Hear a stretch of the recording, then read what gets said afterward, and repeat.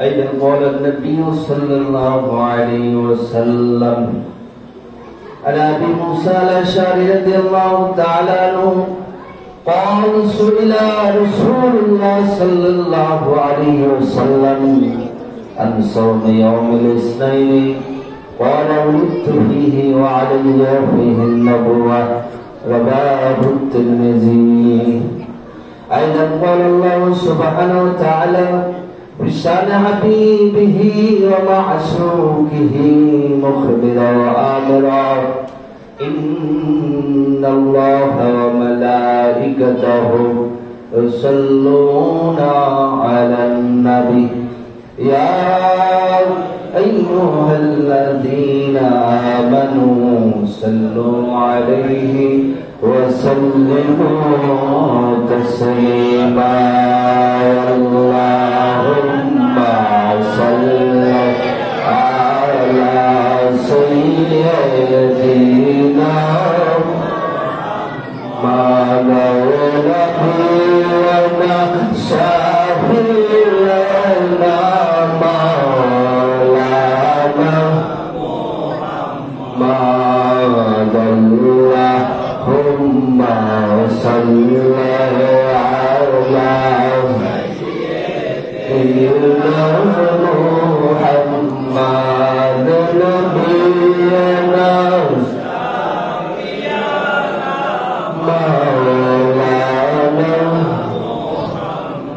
أعظم ذكر ماتي وطعني مرنا بخدا رسول أعظم ذكر ماتي وطعني مرنا بخدا رسول أعظم نبي ماتي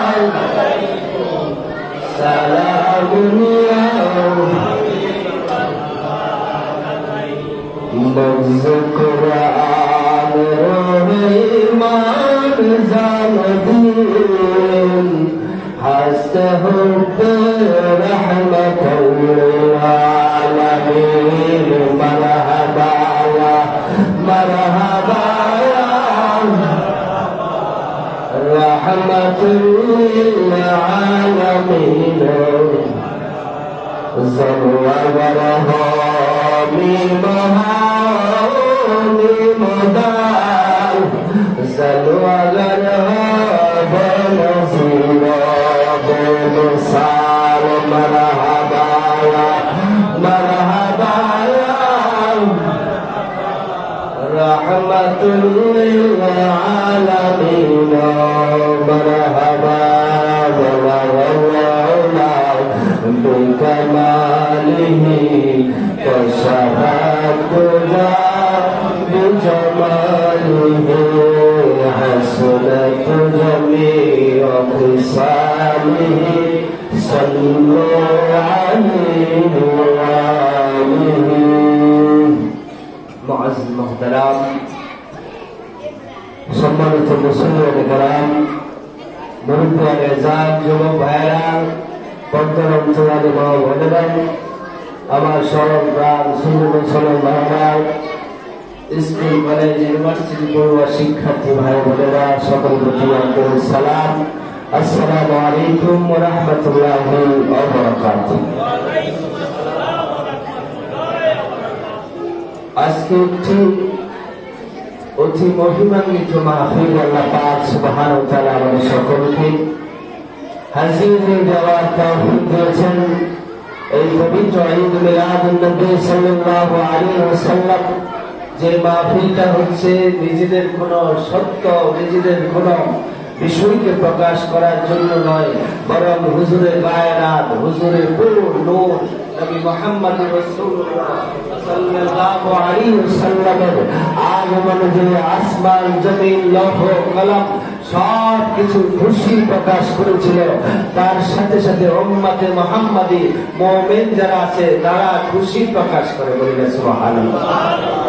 আর এই খুশি এবং নবীর সম্পর্কে নবীর মিলাদ সম্পর্কে জানার জন্য আজকের আয়োজন, বলি সুবহানাল্লাহ। আল্লাহ সুবহানাহু ওয়া তাআলা আমাদের সকলকে আসার এবং বসার তৌফিক দিয়েছেন। আবার শুকরিয়া আদায় করি আলহামদুলিল্লাহ।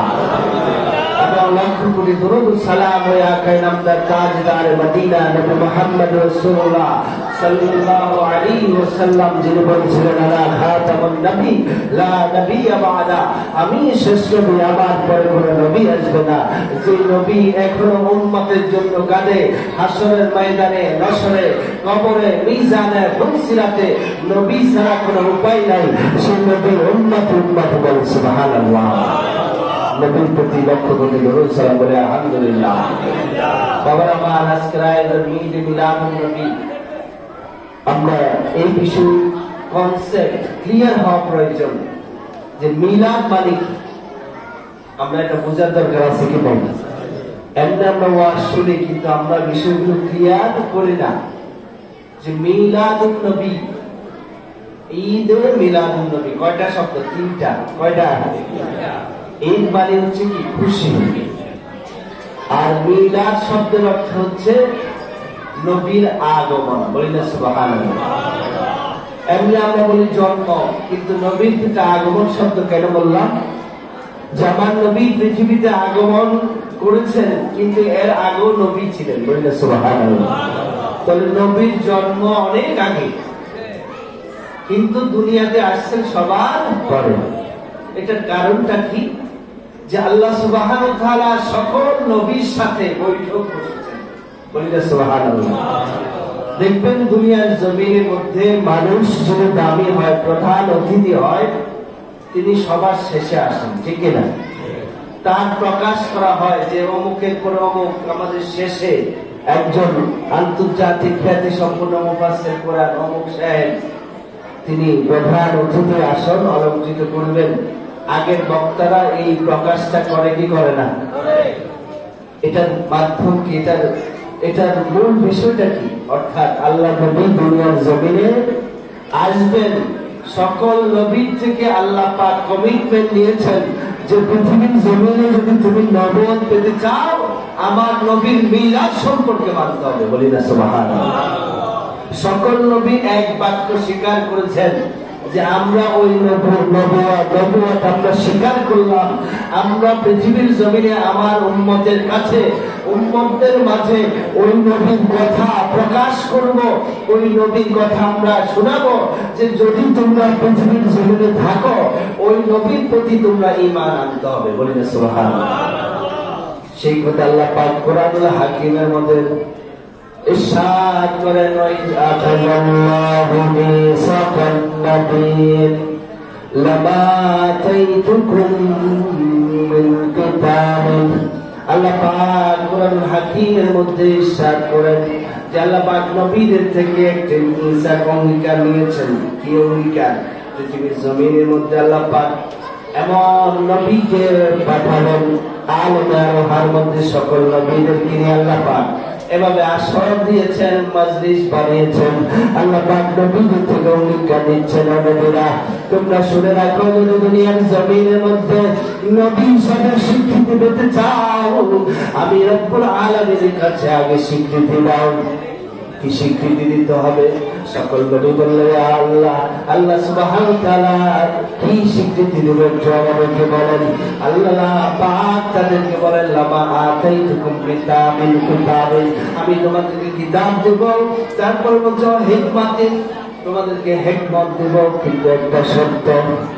কি শর্ত একটু বলেন? সুম্মা জাআকুম মুসাদ্দিকুল লিমা মাআকুম, যে তোমাদের কাছে এমন একজন ব্যক্তি তোমাদের পরে আসবে যে তোমাদের কিতাবের সত্যায়নকারী হবে। বলেন সুবহানাল্লাহ। আমাদের মোট কিতাব কয়টা? 104 খানা। জানি কি জানি না? 100 কয়খানা? একটু কথা বলবেন, কথা বললে ভালো লাগবে। এই যে বাবারা, তোমরা এত আওয়াজ করবে না। এটা মজলিস, নবীর মজলিস, এখানে অনেক ফেরেশতা আছে, ঠিক না?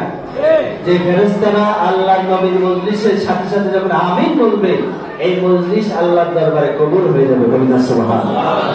এই জন্য আদবের সহিত বসতে হবে। আদবে আউলিয়া বে আদবে শয়তান। এই জন্য আদব রক্ষা করো। তোমরা এই বিষয়ে অনেক কথা হচ্ছে, কথা বন্ধ করে একটু মনোযোগ দাও। আল্লাহ সুবহানাহু ওয়া তাআলা নবীদেরকে নিয়ে মজলিস বানিয়েছেন। দেখেন, পৃথিবীর জমিনে 1,24,000, মতান্তরে 2,36,000 নবীকে পৃথিবীর জমিনে পাঠিয়েছেন আল্লাহর একত্ববাদ প্রকাশ করার জন্য। বলি না সুবহানাল্লাহ।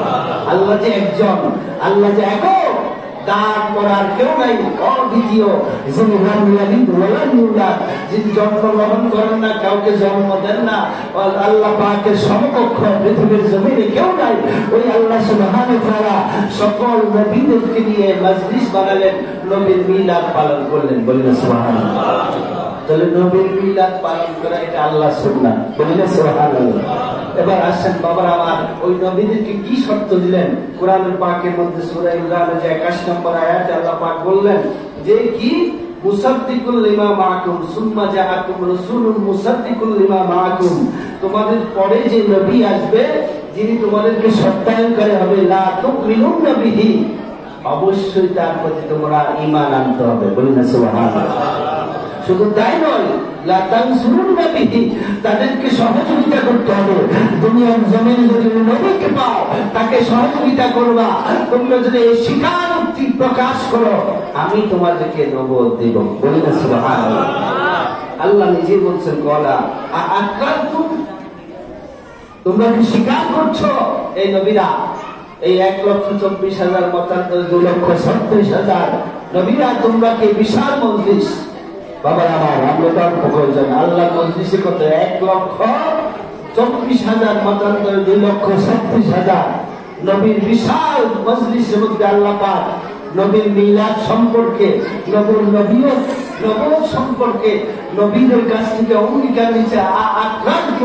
তোমরা কি স্বীকার করতেছ যে ওই নবীর নবুয়তকে, ওই নবীর প্রচার পৃথিবীর জমিনে তোমরা যাওয়ার পরে করবা, যে ইয়াতি মিন বাদি ইসমু আহমদ, যে আমার পরে একজন নবী আসবে যার নবীর নাম হবে আহমদ। বলি না সুবহানাল্লাহ।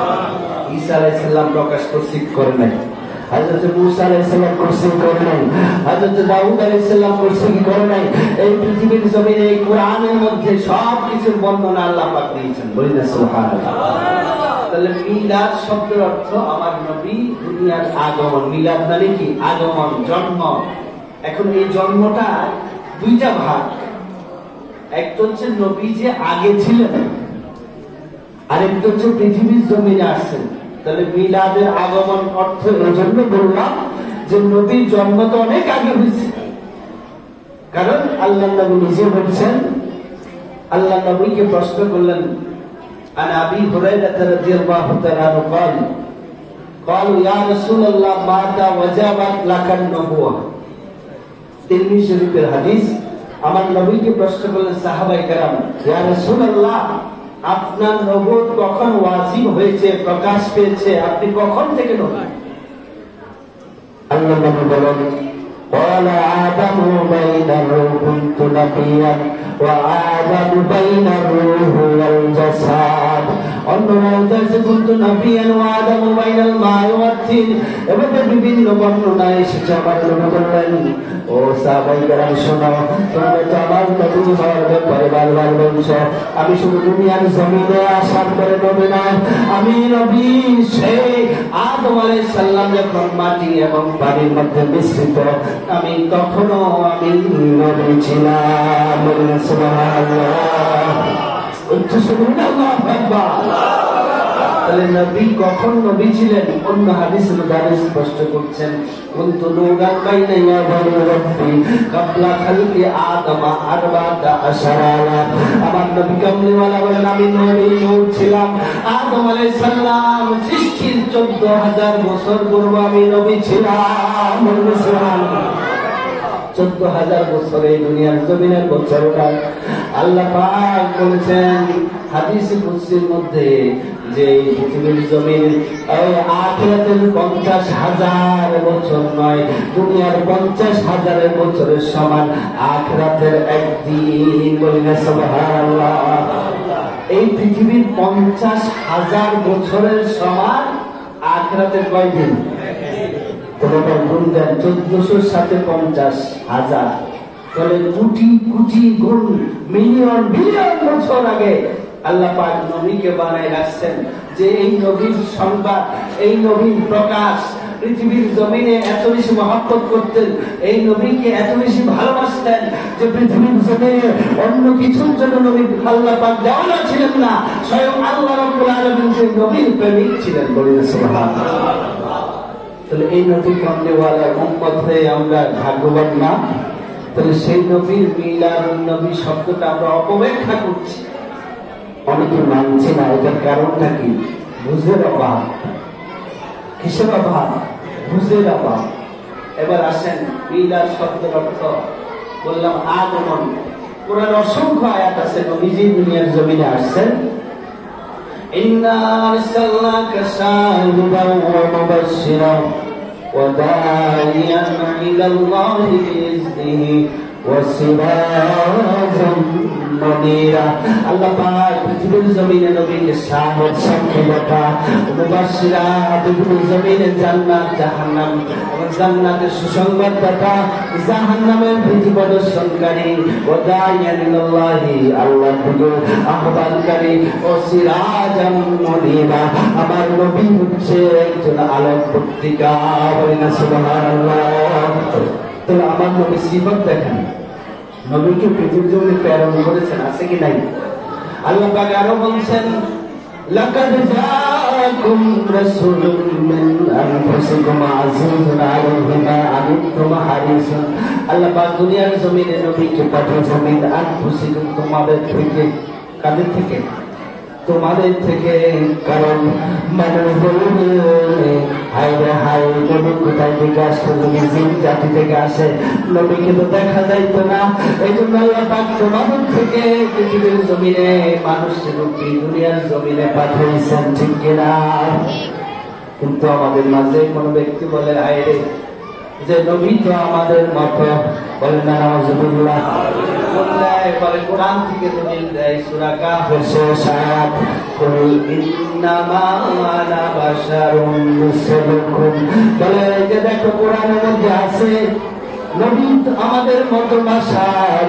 আমার বাবারা তাদেরকে বলবো শামাইলুত তিরমিজি, ইমাম তিরমিজি রাহমাতুল্লাহ আলাইহি শামাইলুত তিরমিজির মধ্যে নবীর চরিত্র সম্পর্কে, নবীর আকৃতি সম্পর্কে তিনি বর্ণনা করেন।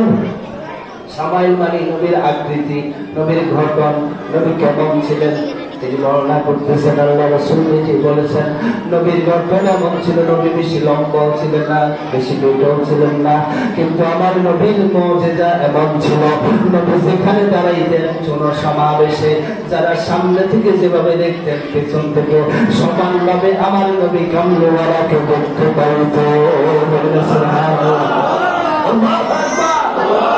কেমন নবী কামলিওয়ালা, যার পৃথিবীর জমিনে আমার মতো এই কথাটা বলার যে যারা বলে তাদেরকে সাবধান করে দিচ্ছি যে নবী কামলিওয়ালা তিনি বেশি লম্বাও ছিলেন না, বেশি বেঁধেও ছিলেন না, কিন্তু দুনিয়ার জমিনে যেখানে দাঁড়াইতেন সকল মানুষ সামনে যেভাবে দেখতো পিছন থেকেও আমার নবী কামলিওয়ালাকে সেভাবে দেখতে বললেন। সুবহানাল্লাহ।